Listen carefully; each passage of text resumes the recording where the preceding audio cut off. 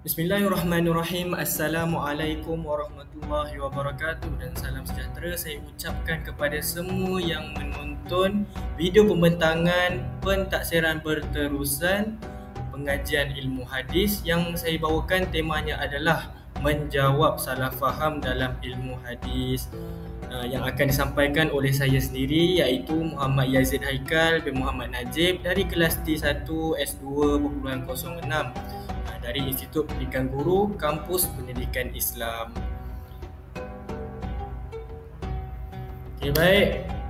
Okey baik. Tanpa melengahkan masa lagi, kita teruskan kepada agenda kita yang pertama, iaitu melihat dulu kandungan yang akan dibincangkan pada hari ini. Antara fokus yang saya gariskan dalam video pembentangan ini adalah yang pertama, menjawab salah faham dalam ilmu hadis, iaitu autoriti riwayat sahabat. Kemudian ada juga saya masukkan periwayatan dengan maksud. Okey.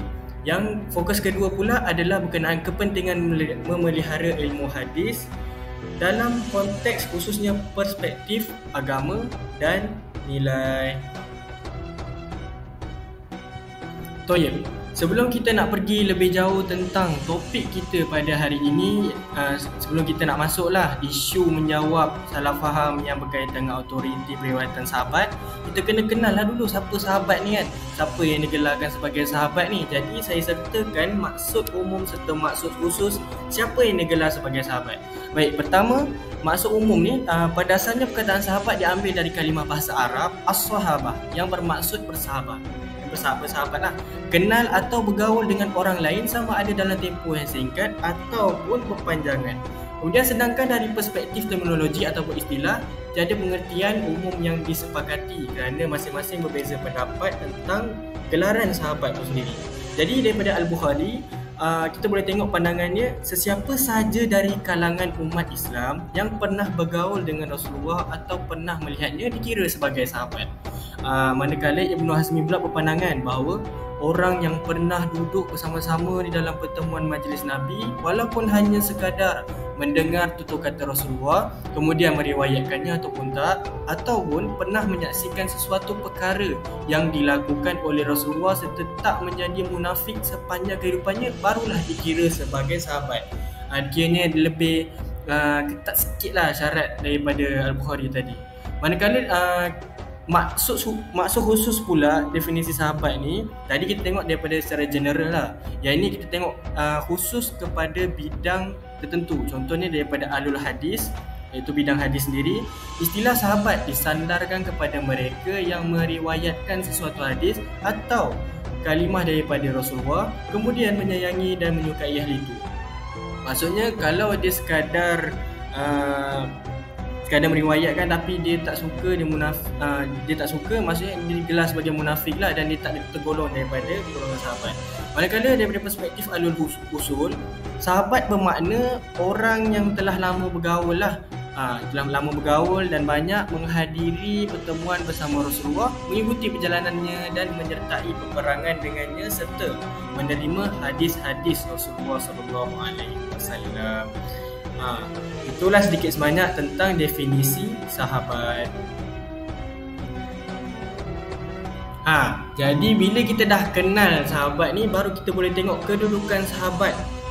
Apa yang Allah dan Rasulullah iktiraf sahabat ni. Jadi kita tengok dekat sini sama-sama. Jadi nombor satu, para sahabat ni merupakan antara generasi yang paling mulia lah di sisi Allah kerana mereka menerima tarbiyah dan pendidikan berasaskan wahyu secara langsung daripada Rasulullah SAW. Jadi kita tengok kat hadis Nabi SAW, kita tengok baginda bersabda, khairun nas qarni summal ladzina yalunahum summal ladzina yalunahum, yang bermaksud sebaik-baik manusia ialah kurunku, kemudian yang mengikuti mereka dan kemudian yang mengikuti mereka. Siapakah mereka itu? Iaitu sahabatlah yang hidup pada generasi Rasulullah SAW, yang hidup pada zaman Rasulullah SAW. Kemudian ada lagi hadis tentang janganlah kamu menghina sahabatku, sekiranya salah seorang daripada kamu menginfakkan emas sebesar bukit Uhud, tidak akan menyamai satu cupak pahala sekalipun daripada mereka dan tidak juga separuh daripadanya. Nak melambangkanlah, nak menampakkan bahawa sahabat punya jasa ni sangatlah banyak, sehingga kan pahala yang dilakukan oleh sahabat takkan pernah setanding dengan apa yang pahala kita dah buat pada zaman kita lah. Jadi betapa besar, betapa tingginya darjat sahabat ni. Kemudian yang kedua adalah pada masa yang sama para sahabat juga diredai oleh Allah seperti mana yang telah dirakamkan dalam Al-Quran, iaitu sungguh Allah benar-benar telah meredai orang-orang mukmin ketika mereka berjanji setia kepadamu Nabi Muhammad di bawah sebuah pohon. Dia mengetahui apa yang ada dalam hati mereka, lalu dia menganugerahkan ketenangan kepada mereka dan memberi balasan berupa kemenangan yang dekat. Jadi kita dah tengok dua isi tentang kedudukan sahabat. Kita teruskan lagi. Itu kita tengok para sahabat dijamin oleh Rasulullah SAW sebagai penerus legasi kepimpinan baginda serta pemelihara amanah yang dipertanggungjawabkan oleh Rasulullah ke atas mereka, iaitu umat baginda sendiri. Dalam sebuah hadis yang bermaksud bintang-bintang adalah amanah bagi langit. Apabila tenggelamnya bintang-bintang, maka muncullah langit menemui apa yang dijanjikan. Aku pula adalah amanah bagi para sahabatku, maka sekiranya aku pergi, iaitu wafat, muncullah para sahabatku menemui apa yang dijanjikan. Para sahabatku adalah amanah bagi umatku. Apabila mereka telah pergi nanti, maka muncullah umatku menemui apa yang dijanjikan kepada mereka. Jadi kat sini kita simpulkan bahawa sahabat ni adalah penerus kepada legasi kepimpinan dakwah Nabi Muhammad SAW yang akan menjaga generasi-generasi akan datanglah berdasarkan apa yang disampaikan oleh mereka sendiri daripada Rasulullah SAW. Baik, kemudian yang keempat adalah tuntutan Rasulullah SAW yang menyeru umatnya agar mencintai para sahabat. Mereka yang membencinya akan dianggap munafik serta memperoleh kemurkaan oleh Allah. Dalam sebuah hadis yang bermaksud dari Al-Bara' bin Azib radhiyallahu anhu daripada Nabi SAW, beliau bersabda, tidak ada yang mencintai sahabatku melainkan mukmin dan tidak ada yang membencinya melainkan orang munafik. Barang siapa yang mencintai sahabatku, Allah akan menyayanginya, dan barang siapa yang membencinya, Allah pasti membencinya. Okay. Baiklah, kini kita dah tiba pada fokus yang pertama, iaitu autoriti periwayatan sahabat, yang kita akan tengok daripada perspektif sikap sahabat dalam periwayatan diorang lah. Jadi daripada isi yang pertama, iaitu sahabat ni bersikap adil.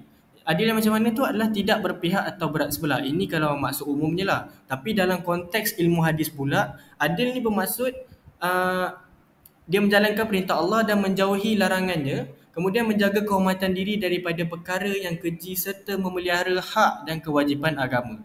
Jadi keadilan ni sangat penting dalam konteks ilmu hadis ni sebab dia akan mempengaruhi kesekohan perawi. Jadi ijma' bersepakat bahawa semua sahabat itu adalah adil dan diredai oleh Allah serta sikah dan dipercayai. As-sahabah kullahum udul maradiyun siqat. Jadi kat sini bawah tu kita boleh tengok kenyataan daripada Abu Amru Al-As yang menyatakan bahawa umat Islam bersepakat terhadap keadilan seluruh para sahabat. Ini termasuk golongan sahabat yang di dalam peristiwa fitnah sekalipun.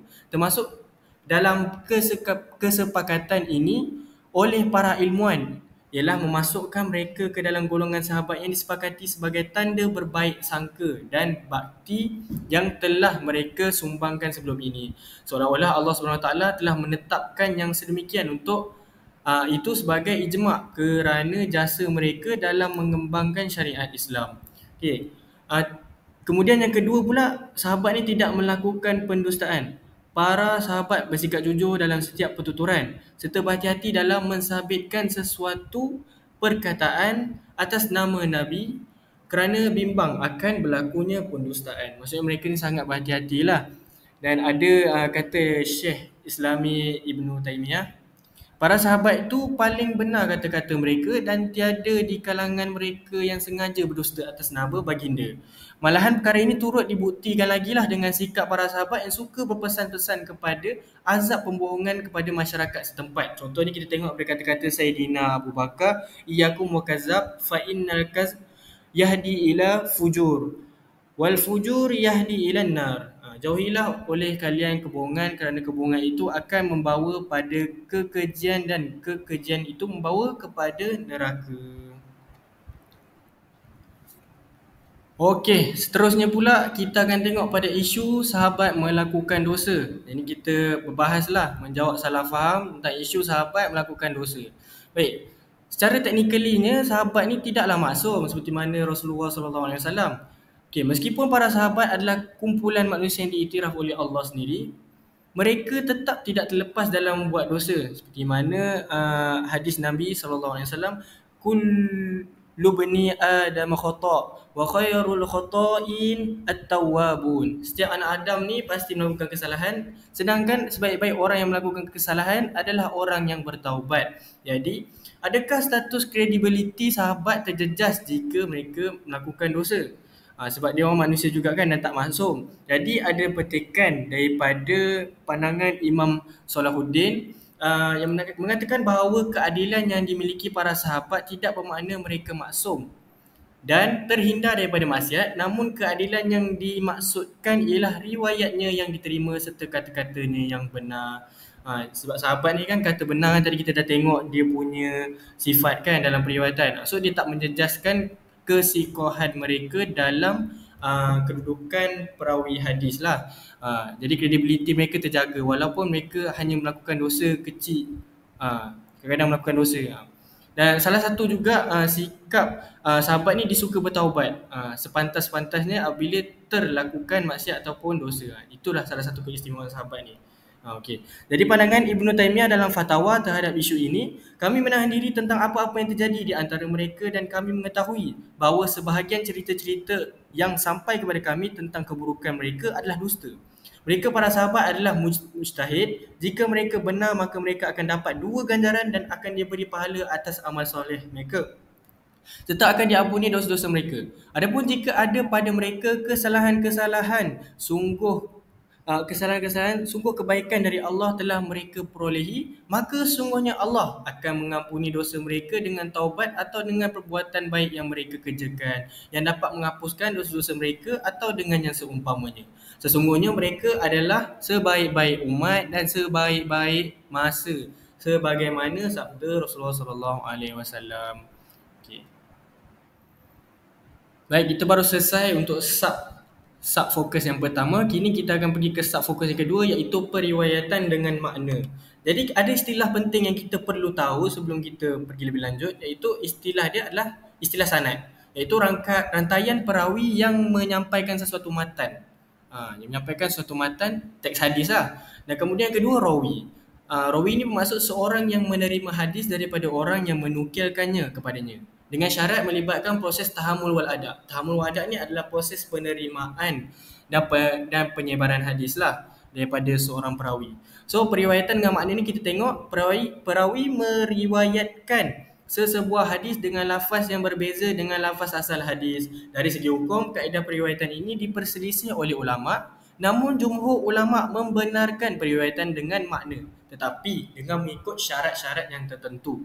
Okey, sebelum kita nak pergi kat syarat-syarat tu, kita tengok dulu selalunya kelaziman kaedah ni berlaku di mana. Jadi kebanyakan periwayatan dengan makna ini terjadi kepada hadis-hadis fi'liyah. Contohnya macam kaifiat pelaksanaan solat lah. Contoh dia, hal ini kerana sahabat tidak sempat menterjemahkan perbuatan Rasulullah dalam struktur ayat yang mudah difahami sewaktu mengikut gerak langkah baginda.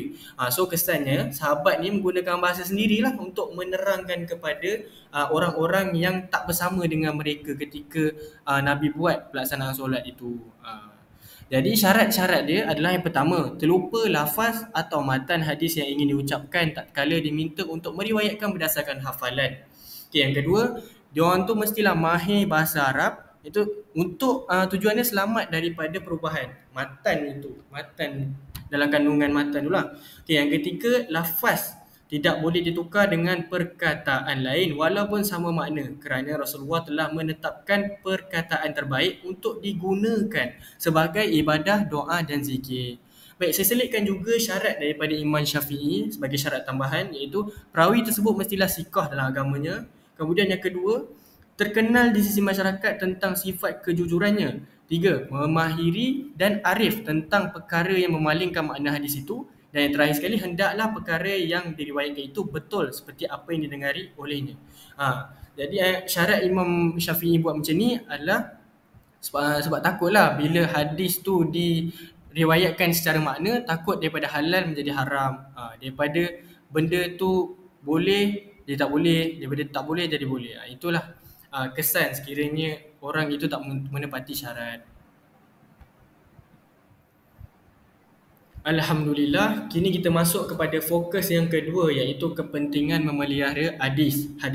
So, ilmu hadis merupakan cabang ilmu yang sangat penting dalam disiplin ilmu Islam, khususnya dalam memastikan kefahaman serta pelaksanaan tuntutan agama Islam dapat disempurnakan dengan berpandukan kepada dalil yang sahih.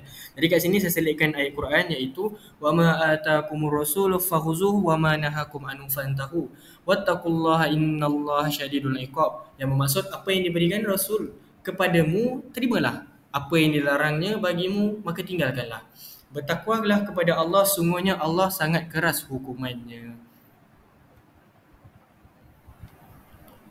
Okey, kita masuk pula kepada kepentingan memelihara hadis dari sudut keagamaan. Pertama sekali, kepentingannya adalah memahami tuntutan dalam Al-Quran lah. Kebanyakan ayat-ayat Al-Quran memerlukan perincian dari segi pemaknaan yang jelas, yang sesuai dengan konteks tertentu lah. Oleh yang demikian, hadis berperanan sebagai pelengkap wahyu yang diturunkan kepada Rasulullah untuk memandu umat Islam dalam memahami tuntutan serta perintah tertentu dan melaksanakannya. Okay, contohnya dalam Al-Quran hanya menyebutkan tentang kewajipan solat, namun umat Islam mempelajari cara untuk melaksanakan solat itu dengan berpandukan pada perbuatan Rasulullah. Okay, daripada hadis lah kiranya.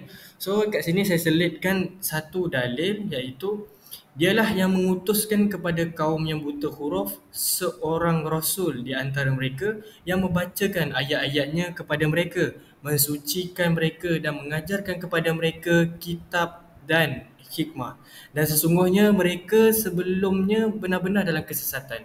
Baik, untuk yang kedua pula, hadis juga berperanan sebagai asas dalam sumber hukum hakam Islam. Jadi para ulama ni mampu merumuskan hukum hakam Islam dengan merujuk hadis-hadis dalam proses ijtihad. So dengan adanya hadis, umat Islam mampu menyesuaikan diri dengan peredaran zaman serta berupaya beradaptasi dengan isu-isu kontemporari yang menjadi kemusykilan terhadap persoalan akidah, ibadah dan akhlak. Jadi daripada hadis Nabi SAW, aku tinggalkan kepada kamu dua perkara dan kamu tidak akan sesat selagi mana kamu berpegang teguh dengannya, iaitu kitab Allah, iaitu Al-Quran dan Sunnah. Ada contoh hadis yang kebanyakannya dijadikan sebagai kaedah fiqh dalam proses ijtihad pada masa kini. Contohnya saya sertakan di bawah itu, la darara wa la dirar. Tak ada sebarang mudarat dan tidak ada juga perbuatan membalas kemudaratan.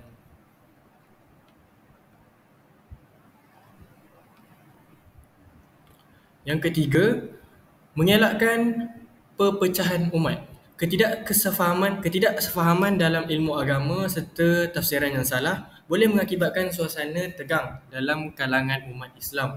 Sehubungan dengan itu, hadis membantu dalam menyatupadukan umat Islam dengan memastikan setiap ajaran yang diamalkan adalah sememangnya daripada Rasulullah. Dalam sebuah hadis, Rasulullah memberi jaminan keselamatan kepada umatnya yang berpegang teguh dengan sunnah baginda. Siapa yang tidak mengikut Rasulullah, maka mereka terkeluarlah daripada kelompok yang benar, iaitu ahli sunnah wal jamaah. Yang hadis di bawah bermaksud dan akan berpecah umatku kepada 73 golongan, semuanya akan dimasukkan ke dalam neraka melainkan kecuali satu kumpulan saja. Sahabat bertanya, wahai Rasulullah, siapakah mereka? Nabi menjawab, apa yang aku berada di atasnya dan juga sahabat-sahabatku, itu ahli sunnah wal jamaah lah khususnya. So, yang terakhir pula adalah memelihara kesucian syariat. Sejak zaman Rasulullah SAW lagi, terdapat banyak cubaan untuk menyebarkan hadis palsu demi kepentingan diri sendirilah. Oleh itu, pengamalan ilmu hadis yang sahih sangat penting demi memastikan setiap ibadah kita diterima oleh Allah dan selari dengan tuntutan syarak. Seperti mana dengan hadis Rasulullah SAW, Jauhilah segala perkara baru di dalam agama lah, kerana sungguhnya setiap perkara baru di dalam agama adalah bid'ah dan setiap bid'ah adalah sesat dan setiap kesesatan pasti di neraka. Dan ada juga lagi satu hadis yang mana merupakan sebuah ancaman kepada orang yang melakukan pendustaan. Barang siapa yang berdusta di atas namaku dengan sengaja, maka siaplah tempatnya di dalam neraka. Seterusnya kita pergi kepada kepentingan memelihara hadis dari sudut nilai. Yang pertama, mendidik sifat kejujuran dan amanah, iaitu menyebarkan hadis tanpa memalsukannya telah menjadi suatu perkara yang dituntut oleh Rasulullah SAW ke atas kita. Hal ini termasuklah perlu berlaku jujur, adil, bersifat amanah serta bertanggungjawab dalam menyampaikan sesuatu ilmu. Jadi ada satu potongan hadis yang saya ingin kongsikan, iaitu balighu anni walau ayah, sesuai dengan pernyataan di atas, iaitu sampaikan daripadaku walaupun satu ayat. Kemudian ada lagi satu potongan hadis yang berkenaan dengan sifat kejujuran, iaitu inna sidqa yahdi ilal bir wa innal birra yahdi ilal jannah. Sungguhnya kejujuran akan membimbing kepada kebaikan dan kebaikan itu akan membimbingnya ke syurga. Jadi yang kedua pula, membentuk sikap ketelitian. Sewaktu menerima sebarang maklumat, kita hendaklah memastikan sama ada maklumat tersebut sah dan benar. Kaedah ini turut juga diguna pakai dalam konteks memelihara hadis, iaitu dengan menerapkan konsep jarh wa ta'dil, iaitu meneliti latar belakang si penyampai berita itu dari berbagai sudut lah. Hal ini penting bagi memastikan kita tidak menyebarkan sebarang berita atau hadis yang palsu yang pada akhirnya boleh terjerumuskan kita ke dalam fitnah ataupun kedustaan, pembohongan dan sebagainya. Seperti mana dalam ayat Quran, ya ayyuhallazina amanu in ja'akum fasikum binaba'in fatabayyanu. Wahai orang-orang yang beriman, jika seorang fasik datang kepadamu membawa berita penting, maka telitilah kebenarannya agar kamu tidak mencelakakan suatu kaum kerana ketidaktahuanmu yang berakibat kamu menyesali perbuatanmu itu. Yang terakhir sekali adalah memupuk adab dan akhlak mulia dalam diri. Hadis Rasulullah banyak mengajarkan kita tentang kepentingan berakhlak mulia. Menjaga ilmu hadis bererti memastikan umat Islam tu terus berpegang kepada nilai-nilai akhlak yang diajarkan oleh Rasulullah sekaligus mengikut sunnah baginda. So ada hadis yang di bawah tu bermaksud sungguhnya aku diutuskan untuk menyempurnakan akhlak yang mulia. Innama bu'istu liutammima salihal akhlak. Ada banyak sangat contoh hadis yang berkaitan dengan akhlak ni, tapi saya sediakan dua saja. Antaranya adalah barang siapa yang menjamin bagiku sesuatu yang berada di antara dua janggutnya, iaitu misai dan janggut, yang bermaksud mulut lah, dan di antara kedua-dua pahanya itu kemaluan, maka aku jamin akan syurga baginya. Ada pun lagi satu hadis yang berbunyi tentang rumah di syurga. Aku jamin sebuah rumah di tepi syurga bagi seorang yang meninggalkan perdebatan meskipun benar. Aku jamin rumah di tengah syurga bagi mereka yang meninggalkan kedustaan meskipun bersikap bergurau. Dan aku juga menjamin rumah di syurga yang paling tinggi bagi seorang yang berakhlak mulia. Baik, tamatlah sudah perbincangan kita dan sehingganya kini kita masuk kepada kesimpulan secara keseluruhan. Jadi, kesimpulan daripada perbincangan ini, ilmu hadis memang memainkan peranan penting dan yang signifikan dalam memastikan kelestarian ajaran Islam yang sahih dan terpelihara daripada penyelewengan. Justeru usaha untuk memelihara, mengkaji dan mengamalkan ilmu hadis bukan sekadar suatu tuntutan ilmiah, bahkan merupakan satu kewajipan keagamaan yang mendalam nilainya. Keutuhan agama Islam sepanjang zaman sangat bergantung kepada kekuatan dan ketelitian umat Islam dalam menjaga khazanah hadis yang menjadi warisan Nabi Muhammad kepada seluruh umat. Jadi, sekian saja daripada saya. Segala kesalahan ataupun kesilapan itu memang datangnya daripada saya, dan yang baik itu semuanya datang daripada Allah Subhanahu Wa Taala. Aqulu qawli hadza wa astaghfirullahal azim li wa lakum. Assalamualaikum warahmatullahi wabarakatuh. Terima kasih.